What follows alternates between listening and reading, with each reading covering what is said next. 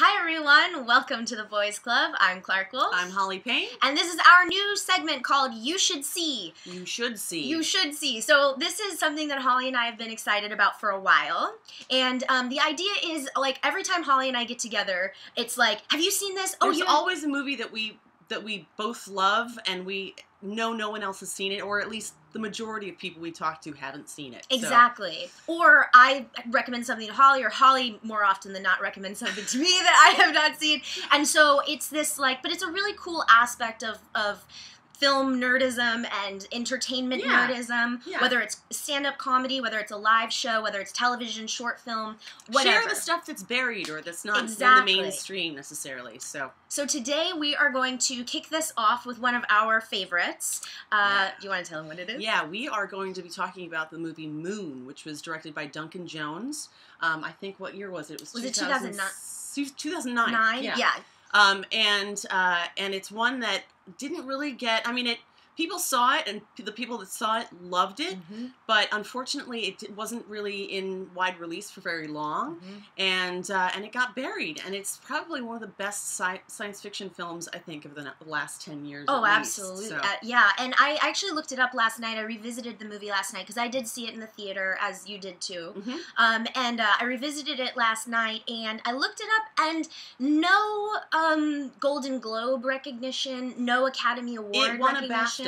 It did. It won a BAFTA, but as far as domestically here in the U.S., there wasn't a whole lot of love for it, except for critically. So. So it was very surprising to me too, because Sam Rockwell, who is the star of the movie, is so compelling in it, and the performance is so good. And not to say that the Oscars get it right all the time, because a lot of times they don't. Yeah. But the Golden Globes, usually, in my opinion, are the place where sometimes you could have a shot. If The Hangover wins Best Comedy... Well, they're giving a nod. The Golden Globes is like, all right, we acknowledge this is a good performance, and it's popular. So, but totally overlooked. Completely overlooked. And the movie was written for Sam Rockwell by Duncan Jones. So, it was a performance that was a tour de force and really incomparable as far as, like, a single actor pulling off an entire film. Gosh. He did it seamlessly, beautifully, and he really should have been acknowledged for it. I agree. I think that Sam Rockwell is one of the most under-recognized acters working today. Robert Downey Jr. actually used to be my favorite actor working today, and then he became Iron Man. Yeah, it's too bad, because he's really talented. Yeah, I'm sure we'll get to Kiss Kiss Bang Bang on this series one day. That's another one. But brilliant. It's so good. And Robert is clearly talented and clearly a good producer and clearly knows what to do. But it seems like he's more interested in more commercial things, which is fine. Well, at least for now. I think he has to be. That's his. We're not going to go and talk about Robert Downey Jr.'s whole career, but I think that he, now that he's got the whole franchise, sure, we're going to be seeing his face in much bigger films, right? Which is fair, right? But as we were talking about before we started recording, Sam Rockwell is one of those actors that is the quintessential. He has the quintessential character actor job, because he's absolutely brilliant in everything we've seen him in, even in not so great movies. Oh, he's always. Yeah, like, I didn't like The Way Back. I hadn't seen that one yet. I did not like it at all. I thought the script was really contrived and terrible. And the performances as a whole, it was just, it felt forced. The whole thing felt forced. But even in that, he pulled it out, and he was great. There are some actors who are just good in everything, and they rise above the material, and he's definitely one of them. But the thing I like so much about Sam Rockwell, and why I bring up the Robert Downey Jr. comparison, is because Sam Rockwell is acting, and you can tell, and I'm not saying it looks like he's working hard, but every character is so different. He's really performing. He's turning in these very thorough and thoughtful performances. And he does a really nuanced job of playing multiple facets in an entire piece, like he does in Moon. Yes. Like he does in, in True Confessions of a Dangerous Mind. Or in Confessions of a Dangerous Mind. True Detective. I know. Still thinking about True Detective. As well as even movies like Hitchhiker's Guide to the Galaxy. Oh, and Galaxy Quest. And Galaxy Quest. Oh, gosh. He's just so good in everything. He really is. I even liked him in Iron Man 2. I didn't love Iron Man 2, but I thought he was fine in it. I thought he was really funny, and I liked seeing a snarkier business side. Totally. It's different than anything we've seen him do before, which I think is cool. He's the consummate actor, and in Moon in particular, though, we get to see him play. Well, I don't want to give too many spoilers about this film, because there's a lot of twists in this movie that are really, that if you knew them going in, it would ruin the film for you. So we're not going to spoil this film for you. We're just going to give you our impressions of why you should see it. Yes. Because it's awesome. Yes. First, because it's awesome. And so let's talk about Duncan Jones. Yes. This was his first feature. It was. And for the first feature out of the gate, I mean, wow. Because and you said something very interesting, which I think that our viewers would love to hear, about his background in commercials. Yes, he was, before he actually directed Moon, before his feature directorial debut, he was directing commercials in the UK. And he was in the effects department. He was working in effects mostly. So but because he worked in commercials, he basically had to work on very, very low budgets. So the reason that he ended up making Moon for only $5 million and on a really tight budget was because he already had a background in that, and he could actually use all of the skills that he learned doing that for commercials and bring them to Moon. And one of the things that I found most fascinating about Moon is that the effects that you see in Moon, as opposed to a film like we were talking about, like Gravity, you know, this multi-million-dollar feature that uses a ton of CG, almost entirely CG, Moon used practical effects primarily. All of the scenes that you see of the moon, the lunar landscape, are all miniatures. They're all practical effects with a few flares of CG thrown in to use as, you know, dust and light and things like that, but just to basically accentuate and heighten the practical effects, which is genius. And I just realized we didn't really give a quick synopsis about what the movie is. Let's start with that. Yeah, that might be important. But basically, so the story is that the U.S. or the world has discovered that renewable energy can be used via helium. Yeah. And helium is so they're pulling helium from the moon, from the dark side of the moon, right? For to have this endless supply of clean energy. Yeah. And so they send a person, in this case it's Sam Bell, that's the name of the character. Yeah, which I like that they used his name, his actual name in it. And, it works for the piece. So he goes up there for 3 years at a time, that's the contract, and basically it's his job to sort of like man and operate this station on the dark side of the moon. So just so you know, that's why he's on the moon, and that's why he's out roving around and doing those kinds of things. So it's a very, it's science fiction, but it is very accessible and it's very realistic. It is. In fact, I would go so far as to say that it's a piece that's done on it's a film that's done on the moon that could be a play, in fact. Oh, definitely. It's very isolated in its scope. There are not many locations in it. It's basically the surface of the moon and this lunar pod that he's in. Not pod. It's more like a station. Yeah, it's a station. But it's very quiet, and it's very intimate. The very whole piece. Contained. Very contained. Very That's contained. The word I was looking for. It's contained, So we also have Kevin Spacey doing some really fun voice work in a not so subtle nod to Hal, I'm sure. Well, that was pretty, very obvious. Even Duncan Jones said that, As you should. It's a great reference. Unmistakable. Yeah. But it's really neat, and so basically Kevin Spacey is the voice of Gertie, which is he an operating system? What would you call him? I think for the station, I would say that he's basically an operating system. Yeah. You know? They never really specify that, but he's the robot on board. Yeah. He's the computer. He's the MCU. He's like the master control. Computer. So Kevin Spacey's work is lovely. It's really good. It's very it adds a little something extra. And I was actually thinking about it. I don't know if any of you have seen Her, which I enjoyed, but I had a lot of really strong feelings about. And we won't necessarily go into that. But I did find myself thinking when I was rewatching Moon last night, what it would be like if instead of Kevin Spacey, you had a woman's voice.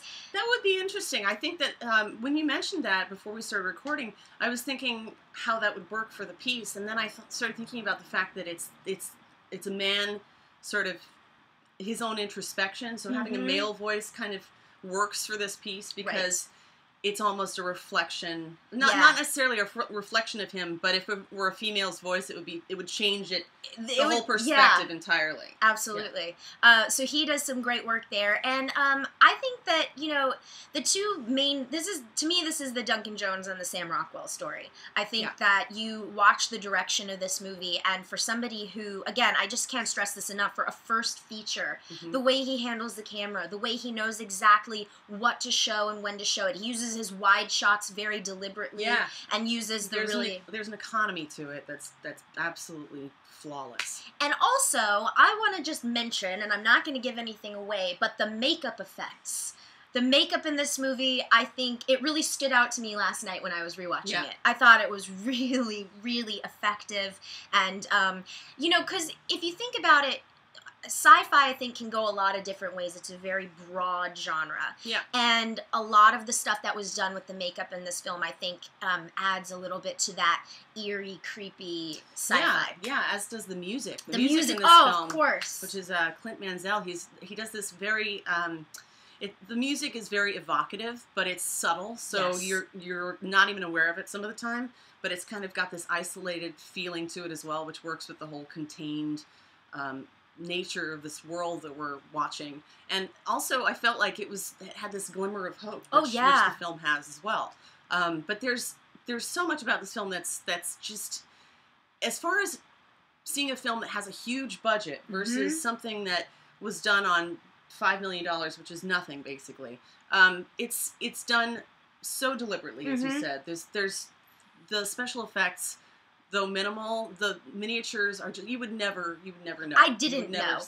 When Holly told me that this morning, I was like, holy shit. Oops, sorry. but yeah, I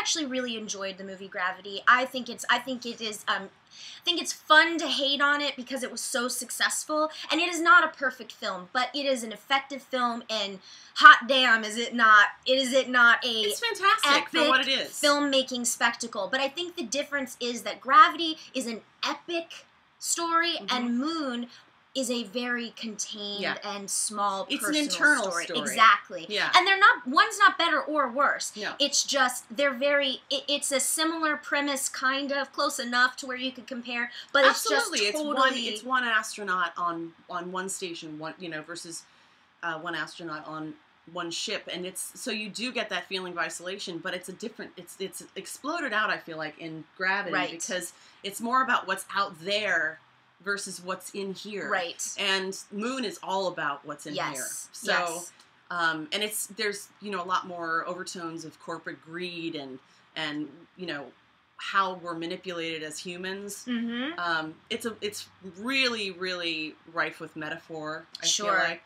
Similar to Alien. It was one of my favorite parts about the Ridley Scott's Alien is the idea that the company doesn't care. The idea that, and of course there's no, I don't think it's a spoiler to say that there's no crazy alien in Moon. No, that's one of the things that I love about Moon the most. Yes, is that it's science fiction that is very human, which is all human. It's very cool. It's very cool. But I think that, especially, I was thinking about the music as well, and the music in Gravity is so epic. Once again, I think it's very fitting for that film. It's this really all-encompassing, just bigger wraps than life. You up. Yeah, exactly. Whereas the music here is just very...